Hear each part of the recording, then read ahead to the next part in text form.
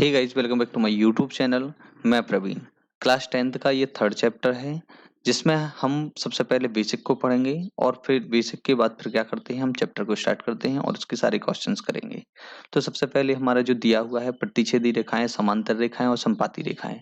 इन तीनों रेखाओं की चर्चा होती है और रेखाएं, इसके अलावा तीसरी चौथी कंडीशन क्या, आपको आपको सोचिए कि एक तो रेखाएं क्या होंगी, प्रतिच्छेद करेंगी, और दूसरा क्या होगा, रेखाएं समांतर होंगी, तीसरा क्या होगा, रेखा संपाती होंगी।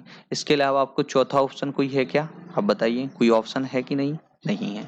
ठीक है, तीन ऑप्शन के अलावा चौथा ऑप्शन नहीं हो सकता है। या तो रेखाएं संपाती हो सकती हैं, या तो प्रतिच्छेदी हो सकती हैं। और आप सोचो कि संपाती से थोड़ी सी का ऐसे, जैसे ये क्या है, समांतर है, तो आपने बोल दिया समांतर, ऐसी भी तो हो सकती रेखाएं। तो ऐसी रेखाएं यदि होंगी तो वो तो एक दूसरे को आगे जाके क्या कर देंगी, काट देंगी, तो ये वाली कंडीशन बन जाएगी। तो इसके अलावा और तीसरी से चौथी कंडीशन नहीं हो सकती है। तो पहली कंडीशन की यदि बात करें तो बोला है प्रतिच्छेदी रेखाएं। तो एक ये वाली रेखा हो जाती है और ये दूसरी वाली रेखा हो जाती है। ठीक है, तो ये रेखाएं जब एक दूसरे को प्रतिच्छेद करेंगी तो उससे क्या होगा कि ये रेखाएं कौन सी होंगी, प्रतिच्छेदी रेखाएं होंगी। यदि जहां पर ये क्या होंगी, क्रॉस करेंगी, तो इसका एक आंसर आएगा, तो उसको क्या बोलेंगे हम, अद्वितीय हल होगा। ठीक है, और तीसरी बात क्या हो जाती है कि ये दूसरे एक दूसरे में टच हो रही हैं, मतलब ये क्या है, संगत है, मतलब अलग अलग नहीं है। ठीक है, असंगत नहीं है, ये संगत है, मतलब एक दूसरे को टच कर रही हैं। ठीक है, यदि इस चीज को हमें पता करना है, सीधा इसको ना बना के, मतलब हमें रेखाएं ना बनाना पड़े, उसके पहले ही हमें इसको क्लियर करना है कि इसके कितने हल निकलेंगे, मतलब ये रेखाएं बनेगी कैसी। तो उसका रिलेशन उन्होंने क्या बताया है कि दो व्यापक समीकरण होते हैं, या दो हमारे पास जो समीकरण होते हैं, उन समीकरण में से आपको A1 और A2, B1 B2 और C1 C2 की वैल्यू आप जैसे ही रखोगे, तो आपको जैसे ही दिखा कि A1 और A2, B1 B2 क्या है, बराबर नहीं है, ऐसा आपको दिखा, तो आप समझ जाना कि ये प्रतिच्छेदी रेखा है।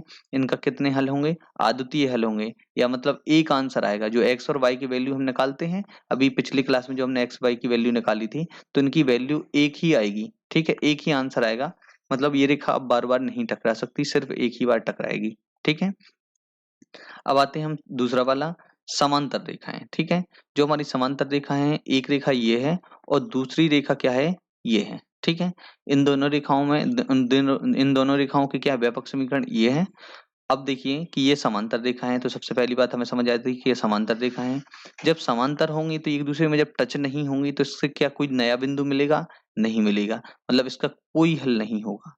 ठीक है, यदि आपको बिंदु नहीं मिलना और पुराना ये ग्राफ का कुछ मैटर समझ नहीं आ रहा है, तो आप आई बटन पर क्लिक करिए, इसके पहले का जो वीडियो उसको देखिए, उसको उसमें मैंने ग्राफ को बनाना बताया है। ठीक है, तो इसका क्या है, कोई भी हल नहीं होगा। अब इसके बाद ये है, क्या बोला कि ये दोनों क्या साथ में हो रही हैं क्या, ये कभी टकराएंगे, एक दूसरे से टच होगी, मतलब कि ये क्या है, असंगत हैं, ये कभी टच नहीं होंगी, ये दूर दूर रहेंगी। ये संगत है, मतलब कि ये क्रॉस कर रही हैं। ठीक है, अब ये तीसरी कंडीशन पे आते हैं। ठीक है, ये दोनों आपको समझ अगर आ गई होंगी। इसमें क्या होता है कि जैसे हमारे जो व्यापक समीकरण होते हैं, ये दोनों, ठीक है, इन दोनों से हमने तीनों वैल्यू को निकाल लिया, A1 B1 C1 A2 B2 C2, तीनों को रखा। और जब मैंने सॉल्व इसको देखा, यदि कोई कट रहे हों, तो उससे देख लो कि ये दोनों, ये वाले जो अनुपात हैं, ये क्या एक दूसरे के इक्वल हैं क्या?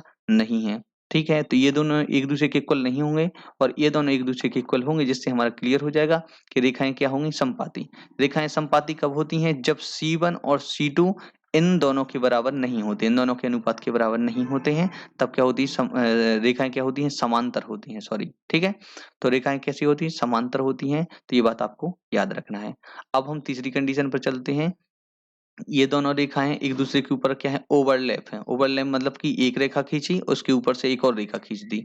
ठीक है, ये दोनों रेखाएं हैं, पीछे वाली रेखा ना दिखती तो थोड़ा आसपास आजू बाजू कर दिया, बाकी एक दूसरे में टच हो रही हैं, बस ये देखो आप। ठीक है, तो संपाती रेखाएं क्या होती है, एक दूसरे के ऊपर ओवरलैप करती हैं। ए वन बी वन और सी वन, A2 B2 और C2, इन तीनों की वैल्यू को हमने जैसे इस पर यहाँ पर रखा और कंपैरिजन किया तीनों अनुपातों को। ठीक है, जिससे हमें पता चला कि ये तीनों एक दूसरे के बराबर हैं, तो इससे पहली बात क्लियर हो जाती है कि ये तीनों अगर एक दूसरे के बराबर हैं तो रेखाएं समपाती होंगी। मतलब कि आप खुद ही देखिए, हमने जब ग्राफ बनाया था, ग्राफ में A1 B1 और C1 इन सबके बिंदु एक से रहेंगे। ठीक है, सबकी बिंदु एक से रहेंगे, तो एक ही जगह बिंदु आएंगे, तो ये समझ लो कि ये वाली लाइन हमें बनाना, ये वाली लाइन, ये वाली दोनों ही लाइन एक सी होंगी, एक सी होंगी तो मतलब वो एक ही जगह आएंगी, एक ही जगह आएंगी तो क्या होगा कि वो संपाती होगी, मतलब कि एक ही जगह दोनों रेखाएं बनेंगी। ठीक है, यदि ये रेखाएं जब एक दूसरे के ऊपर टच होंगी, जैसे ये एक बार टच हुई तो इसका एक आंसर आया, और ये रेगुलर यहाँ से टच होती जा रही है, तो ऐसे कई डॉट डॉट डॉट बन के ऐसे अनंत हल होंगे, मतलब इसकी कई वैल्यू आ सकती हैं, एक आंसर नहीं होगा, मतलब इसके कितने अनंत हल हो गए।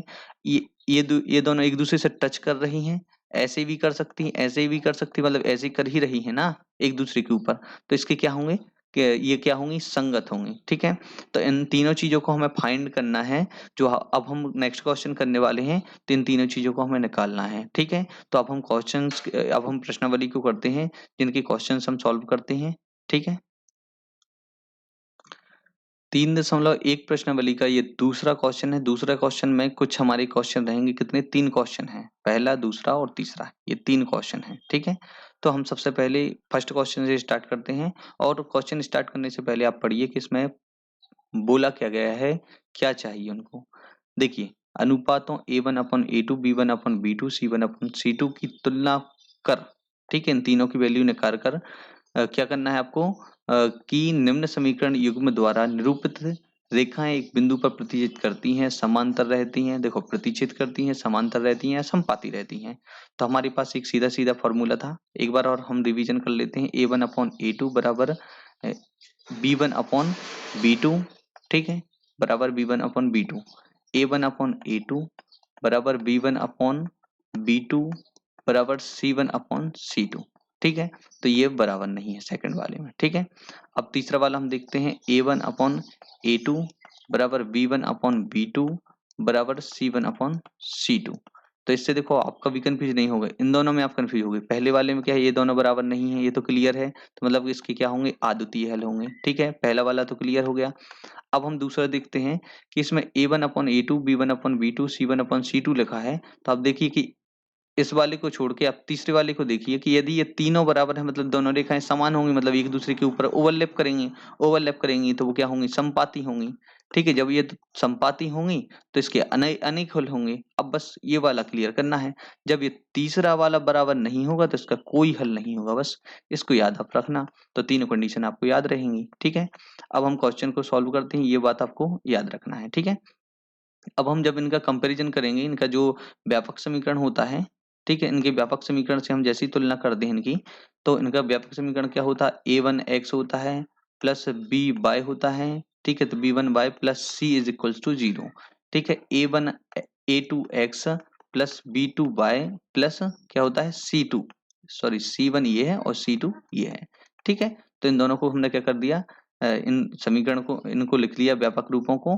अब हमें A1 की वैल्यू चाहिए तो 5 आएगी, B1 की वैल्यू चाहिए तो माइनस का 4 आएगी, और C1 की वैल्यू चाहिए, C1 की वैल्यू कितनी आ जाएगी, 8 आ जाएगी। ठीक है, A2 की वैल्यू कितनी आ जाती है, 7, B2 की वैल्यू कितनी आ जाती है, 6, और C2 की वैल्यू कितनी आ जाती है, माइनस का 9। तो ये तीनों हमारे सामने वैल्यू आ जाती है। अब हमने जो कंपैरिजन किया था हम वैसे करके देखते हैं। ठीक है, तो सबसे पहले हमें A1/A2 बराबर B1/B2, ठीक है, B1/B2, ये दोनों एक दूसरे के बराबर नहीं होना चाहिए। ठीक है, तो पहली हमारी जो कंडीशन रहेगी, अब इनकी हम वैल्यू को रखेंगे 5/7 बराबर माइनस का 4/6। ठीक है, अब जैसे ही हमने इनको काटा तो कितना आ जाएगा, 2/3, 2 दूनी 4 और 2 3 6। तो 5/7 बराबर माइनस का 2/3 है, तो ये क्या बराबर है एक दूसरे के, तो नहीं है। तो इससे हमें क्या लिखना है आंसर में, कि दी हुई रेखाएं, ये रेखाओं की समीकरण है, तो दी हुई रेखाओं की समीकरण क्या होंगे, एक दूसरे को क्या करेंगे, प्रतिच्छेद करेंगे। ठीक है, प्रतिच्छेद करेंगे। ठीक है, और जैसे हमें प्रतिच्छेद करेंगे और एक दूसरे के संगत भी होंगे, ये रेखाएं क्या होंगी, एक दूसरे के संगत। अभी हमने जो बेसिक में पढ़ा था उससे आपको पता चल जाएगा। तो इसमें अब हमें क्या करना है, ना तो समांतर लिखना है ना तो समपाती लिखना है, हमें सिर्फ ये बताना है कि एक दूसरे के क्या होंगे, प्रतिच्छेद करेंगे। अब हम सेकंड क्वेश्चन पर आते हैं, तो हम अब डायरेक्ट वैल्यू निकालते हैं। A1 के इक्वल में 9 आएगा, B1 के इक्वल में कितना आएगा, 3, C1 के इक्वल में कितना आ जाएगा, 12, A2 के इक्वल में कितना, 18, B2 के इक्वल में कितना है, 6, और C2 के इक्वल में कितना है, 24। अब हमने वैसे ही पहली कंडीशन लिखी, A1/A2 बराबर नहीं है B1/B2।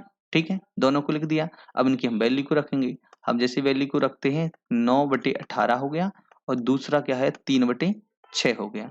तो इन दोनों को हमने काटा तो 9 दूनी 18, ठीक है। तो 1/2 आ गया, 3 दूनी 6, मतलब कि 1/2 यहाँ आ रहा है, 1/2 यहाँ आ रहा है, ठीक है। तो पहली वाली कंडीशन क्या होती है हमारी, सेटिस्फाई नहीं होती, क्योंकि इसमें क्या बोला बराबर नहीं है और यहाँ पे बराबर निकले हैं। अब हम दूसरी कंडीशन पर जाते हैं। दूसरी कंडीशन पर क्या होता है, A1/A2 बराबर B1 क्या होगा B2 बराबर C1 क्या होता है C2, ठीक है। ये दूसरी कंडीशन में ये वाला बराबर नहीं होता है, ठीक है। तो अब हम दूसरी कंडीशन में जैसे ही देखेंगे तो 9/18 आ गया, फिर इसके 3/6 आ गया और 12 कितना आ गया 24 आ गया। सबको काटा तो 1/2 1/2 निकल रहा है, मतलब कि हमें इससे क्या क्लियर होता है कि तीसरी वाली कंडीशन को फॉलो कर रहा है। तो देखो हमें इतना सारा चेक नहीं करना है, हमें तो सीधे सीधे ये लिखना है कि यहाँ से खुद ही देख लो आप कि कितना 1/2 आ रहा है, ये भी 1/2 आ रहा है, ये भी 1/2 आ रहा है। मतलब कि इसमें हमें क्या पता चला कि इसमें A1/A2 बराबर B1/B2 बराबर C1/C2, ठीक है। ये है गया, तो 9/18 आ गया, फिर इसके 3/6 आ गया, फिर इसके बाद 12/24 आ गया, ठीक है।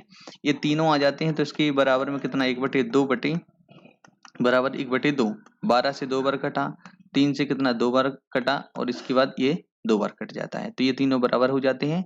तो अतः दिए हुए समीकरण 1 और 2, ऐसे नाम भी दे सकते हो आपके, दिए हुए समीकरण 1 और 2 एक दूसरे के क्या होंगे, संपाती होंगे बस। और यदि बोला है संगत असंगत है तो संगत होंगे, बस इतनी सी बात है। अब हम तीसरे क्वेश्चन पर चलते हैं। तीसरे क्वेश्चन में A1 और A2 की वैल्यू, B1 और क्या है B2 की वैल्यू, ठीक है, C1 और C2 की वैल्यू। तो हमें इनकी वैल्यूज को लिखना है। तो पहली 6 आ जाती है, दूसरी 2 आ जाती है, तीसरी माइनस के 3 आ जाती है, फिर कितना आ जाती है माइनस का 1, फिर इसके बाद कितनी आ जाती है 10 और कितनी आ जाती है 9 आ जाती है, ठीक है। तो तीनों वैल्यू को हमने लिख लिया। अब इसके बाद अब हम इनको वैसे लिखेंगे 6/2, या आप वैसे भी लिख सकते हो। देखो यहाँ पर हमने क्या लिखा, सीधा सबसे पहले A1/A2 बराबर B1/B2 बराबर C1/C2, ठीक है, इसको लिखा। अब हम इसकी वैल्यू को रखेंगे। इसकी वैल्यू को हमने जैसे रखा 6/2 बराबर, ठीक है, माइनस का 3 माइनस का 1 बराबर 10 कितना हो गया 9 हो गया, ठीक है। अब जैसे ही हमने इनको काटा तो 2 से 3 बार जाएगा, ये माइनस से माइनस कैंसिल हो जाएंगे, ठीक है। तो कितना आ गया 3/1 बराबर 3/1, ठीक है। इसकी बराबर में 10/9 है जो, ठीक है। तो ये क्या है बराबर नहीं है, तो हम यहाँ पे क्रॉस कर देंगे और फिर इसके बाद लिख देंगे समीकरण 1 और समीकरण 2, ठीक है। समीकरण 1 और समीकरण 2 क्या होंगे एक दूसरे की, समीकरण 1 और समीकरण 2 में दी हुई रेखाएं क्या होंगी, समांतर होंगी, ठीक है। ये क्या होंगी, समांतर होंगी। ये तो आ गया आपको समझ में, ठीक है। तो ये दोनों एक दूसरे की क्या होंगी, समांतर होंगी। तो हमने ये तीसरा बता दिया, ठीक है। तो आपको ये तीनों क्वेश्चन समझ आए होंगे। तो मैंने सोचा कि इस जो सेकंड वाला 3.1 का जो सेकंड वाली क्वेश्चन है, उसमें 3 क्वेश्चन थी, मैंने तीनों क्वेश्चन को सॉल्व करा दिया और इनका मैंने बेसिक भी बता दिया, ठीक है। फिर मिलते हैं थर्ड क्वेश्चन के साथ नेक्स्ट क्लास में।